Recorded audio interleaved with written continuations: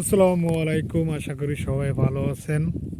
আজকে আপনাদের বলে দেব একটি খামার করার জন্য কি কি আগে করা দরকার। প্রথমত আপনার একটি ঘর নির্বাচন করবেন, কোথায় দিবেন, সুন্দর করে একটি ঘর করবেন। সুন্দর করে ঘর তুলবেন যেন ঘরটি মানসম্মত হয়।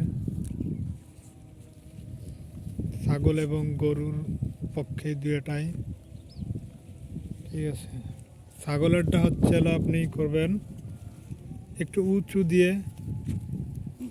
1 বা 1.5 হাত উঁচু দিয়ে, যেন ওয়ের ছাগলের যে মলমূত আছে সেটা যেন না লাগে, সেটা যেন ছাগলের যে বিষটা বা গোবর বা ওরা যে চেনাগুলো আছে ওইটা যেন ওদের গ্যাসটা যেন ওদের নাকে বা মুখে না আসে।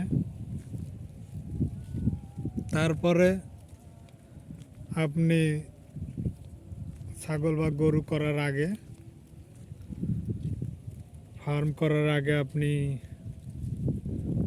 ঘাস লাগাবেন।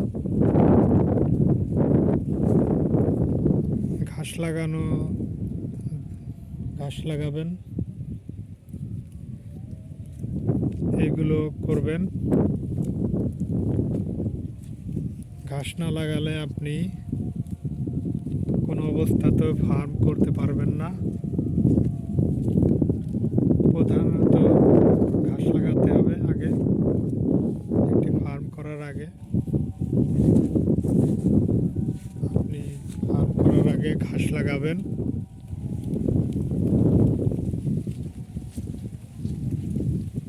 না হলে আপনি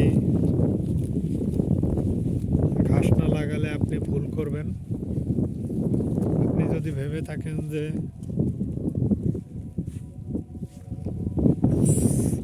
ছাগল বা গরু খামার করে আপনি এখান থেকে বা বাইরের থেকে ঘাস কাটবেন, কতদিন আপনি ঘাস কাটবেন? কোন 1 মাস 2 মাস এরকমই নয়, হয়তো ঘাস কাটবেন আপনি, কিন্তু সারা বছর যে ঘাসটা আপনি খাওয়াবেন সারা বছর তো আর বাইরে পাওয়া যাবে না।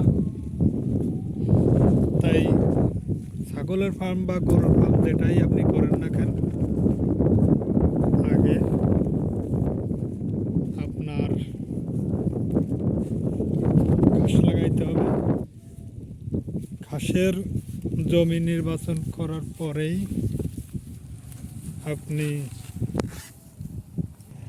আপনি গরু বা ছাগলের ঘর করবেন,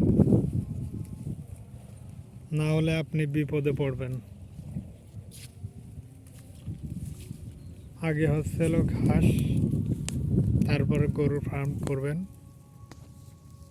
নয় কিন্তু লাস্টে আপনি বিপদে পড়বেন। ঠিক সময় আপনি ঘাসও দিতে পারবেন না। যদি আমার ভিডিওটি ভালো লাগে তাহলে সাবস্ক্রাইব করবেন, শেয়ার করবেন, ফলো দেবেন। আল্লাহ হাফেজ।